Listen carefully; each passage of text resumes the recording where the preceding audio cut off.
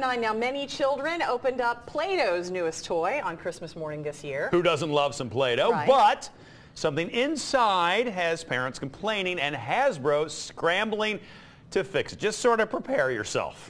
This may cause you to giggle. It may cause you to be offended. It just sort of depends on your personality. This is the Sweet Shop Cake Mountain Playset. It comes with an icing applicator, but many parents are upset about the design and shape of that applicator. Apparently the toy has been getting complaints since November, but gained more since Christmas. A few hours ago on Facebook, Play-Doh responded that it is in the process of updating all future products with a different tool.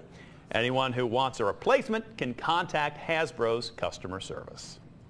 See how well I did that? That's good. I did not even crack or say anything. Good. What time is it? It's 6:10. Because if my kid was watching and you did, I'd be really mad. Which is why I didn't. 17 degrees. It's very cold. So very cold.